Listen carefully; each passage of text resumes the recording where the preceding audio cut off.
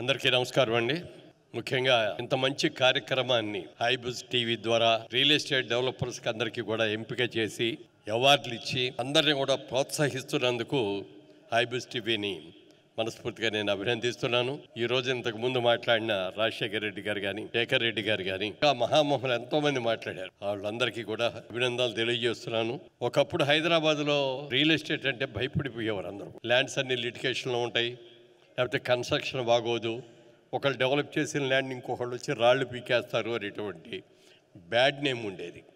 కానీ వాళ్ళ రోజున గర్వంగా చెప్తున్నాను, హైదరాబాద్ రియల్ ఎస్టేటు ఇక్కడ ఉన్న బిల్డర్స్ కానీ, వెంచర్స్ డెవలప్ చేసేవాళ్ళు కానీ అందరూ కూడా ఇవాళ భారతదేశంలో మనం తలెత్తుకు జరగగలిగినంత అద్భుతమైన విజయాలను మనం కన్స్ట్రక్ట్ చేయగలుగుతున్నాం. ఒకప్పుడు హైదరాబాద్లో కన్స్ట్రక్షన్ అంటే మలేషియా వాళ్ళు రావటమో, సింగపూర్ వాళ్ళు వచ్చి రావటమో, దుబాయ్ వాళ్ళు వచ్చి రావటమో చేసేవాళ్ళు. ఇప్పుడు వాళ్ళు ఎవ్వరూ అక్కర్లేదు, మనమే బ్రహ్మాండంగా కడుతున్నాం. ఇవాళ 60-70 ఫ్లోర్లు కడుతున్నాం. నా ఉద్దేశంలో ఇంకో 2 ఇయర్స్లో 100 ఫ్లోర్స్ కట్టేటటువంటి రోజు కూడా దగ్గరలోనే ఉందని నేను కోరుకుంటున్నాను. చాలా అద్భుతంగా కడుతున్నాం.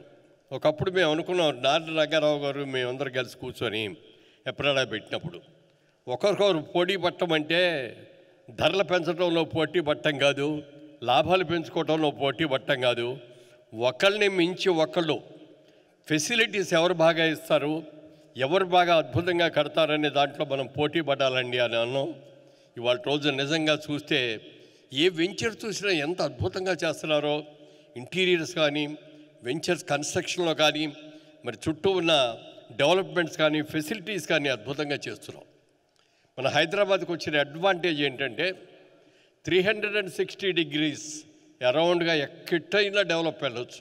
మనకున్న ఫెసిలిటీసు అటు బొంబాయికి లేదు, చెన్నైకి లేదు, ఇంకెవరికి లేదు. అలాంటి అన్ని ఫెసిలిటీస్ ఉన్నాయి. అన్నిటికంటే ముఖ్యంగా ఒక చంద్రబాబు నాయుడు గారు లాంటి విజనర్, కష్టపడి పనిచేసే యువ ముఖ్యమంత్రి రేవంత్ రెడ్డి గారు లాంటి వాళ్ళు ఉన్న తర్వాత ఇద్దరు ముఖ్యమంత్రులు ఇవాళ పోటీ పడి నీ రాష్ట్రమా నా రాష్ట్రమా అని అనుకోకుండా ఇద్దరు కలిసి 2 రాష్ట్రాలను కూడా అద్భుతంగా డెవలప్ చేస్తున్నారు. మొన్న దావోస్కి వెళ్ళి ఇద్దరు కూడా ఎంతోమంది అక్కడ ఉన్నటువంటి ఇండస్ట్రియలిస్ట్ ఇద్దరు కూడా వాళ్ళకందరికీ కూడా వివరాలు ఇచ్చి వాళ్ళని ప్రోత్సహించి కొన్ని 100,000 కోట్ల రూపాయలు ఇక్కడికి పెట్టుబడి తీసుకొస్తున్నారు. ఔటర్ రింగ్ రోడ్ వచ్చిన తర్వాత ఇదివరకు సిటీ అంటే ఎక్కడో ఓల్డ్ సిటీలో ఉంటామో, హ్యాబిట్స్లో ఉంటామో, లేకపోతే ఇంకో చోట ఉంటూ ఉండేది. ఇవాళ వారార్ వచ్చిన తర్వాత సిటీ స్ప్రెడ్ అయిపోయింది పూర్తిగా. ఎంతో దూరంలో ½ అవర్లో వారార్లో వెళ్ళిపోవచ్చు అంటే అరగంట సేపు అని అక్కడికి వెళ్ళి చక్కటి గ్రీన్స్ అయ్యే చోట విశాలమైన ప్లేస్లో ఇండిపెండెంట్ హౌసెస్ కట్టుకొని వెళ్ళగలుగుతున్నాం. ఆ విధంగా మరి గ్రీన్ సిటీగా హైదరాబాద్కి గత చంద్రబాబు నాయుడు గారు ఉండగా వచ్చింది, ఇవాళ రేవంత్ రెడ్డి గారు ఉన్నప్పుడు వచ్చింది, ఇంతకుముందు మరి కేటీఆర్ గారు ఆయుధ్వర్యంలో కూడా జరిగింది. అన్ని రకాలుగా కూడా జరుగుతుంది, డెవలప్ అవుతుంది, అవ్వాలి కూడా ఇంకా. కాకపోతే ఒకే ఒక్క చిన్న ఉదాహరణ చెప్పాలి. ఒకప్పుడు సిమెంట్ ఇండస్ట్రీ కూడా చాలా కాంపిటీషన్ పెరిగిపోయి డల్ అయిపోయింది.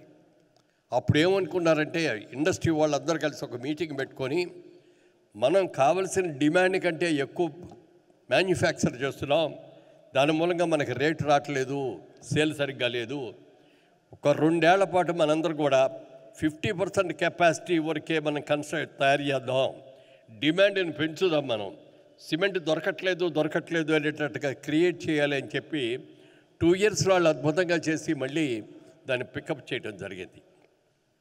ఇవాళ రోజున మన రియల్ ఎస్టేట్ రంగంలో కూడా అలాంటి పరిస్థితి వచ్చింది. డిమాండ్ కంటే సప్లై ఎక్కువ ఉంది.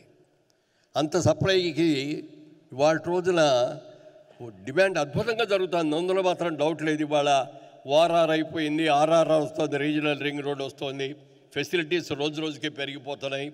మరి డిమాండ్ విపరీతంగా పెరగటం వల్ల ఎన్నో కొత్త కంపెనీలు వచ్చి, ఎంతోమంది కొత్త ఎంప్లాయీస్ వచ్చి, మరి రిసోర్సెస్ చాలా వచ్చేసినాయి. ఇలాంటి రిసోర్స్ అన్నీ కూడా వచ్చినాయి కాబట్టి ఇప్పుడు జరగబోయేదాన్ని ఒక్కొక్కళ్ళందరూ కూడా మనందరం కలిసి ఒకసారి కూర్చొని కొంచెం 1 by 1 పోటీ పడి కడదాం, వద్దని అంటలేదు నేను, కానీ కొద్దిగా లిమిట్ చేసుకొని 100 కడదాం అనుకున్న వాళ్ళు 50 కట్టండి, 50 కడుతున్న వాళ్ళు 25 కట్టండి కొద్ది రోజులు. అలా కనుక చేస్తే మళ్ళీ సప్లై కంటే డిమాండ్ కంటే సప్లై ఎక్కువ ఉంది అని అనిపించుకోకుండా డిమాండ్ చాలా ఉంది, సప్లై తక్కువగా ఉంది అని చెప్పి వెంటబడి ఎక్కడెవరు మొదలు పెడతా అంటే అట్లా వచ్చేటట్టుగా క్రియేట్ చేయాల్సిన అవసరం ఉంది అని నేను భావిస్తున్నాను. అలా రావాలని రాబోయే రోజులు అందరూ కూడా వాళ్ళు చూస్తే ఎంత గర్వంగా ఉందో చెప్పడానికి లేదు. లేడీ ఎంటర్ప్రైనర్స్ వచ్చేసారు ఇవాళ. మరి అలాంటి యంగ్ జనరేషన్ బోడంత మంది వచ్చారు. ఇదంతా కూడా ఒక అద్భుతమైన బిజినెస్గా ఇది ఒక ఇండస్ట్రీ, రియల్ ఎస్టేట్ ఇండస్ట్రీ. ఈ రియల్ ఎస్టేట్ ఇండస్ట్రీ ద్వారా మనం ఎంప్లాయ్మెంట్ ఎంత ఇస్తున్నాం, ప్రభుత్వానికి ట్యాక్స్లు ఎన్ని కడుతున్నాం, ఎన్నో రకాలుగా చేస్తున్నాం. కాబట్టి ప్రభుత్వం సైడ్ నుంచి కూడా ఈ రియల్ ఎస్టేట్ రంగాన్ని చాలా అభివృద్ధి చేయడానికి, వాళ్ళకి కావాల్సిన ఫెసిలిటీస్ పెంచడానికి, మరి ఇన్ఫ్రాస్ట్రక్చర్ పెంచడం కోసం ప్రభుత్వం కూడా సహకరించాలని కోరుకుంటూ ఈ కార్యక్రమంలో షోబిజ్ వారిని మరీ వారిని అభినందిస్తూ మమ్మల్ని అందరినీ మీరు ఎంకరేజ్ చేసి అవార్డు ఇస్తున్నారంటే ఈ ఉత్సాహం మాకు చాలా ఉంటుంది.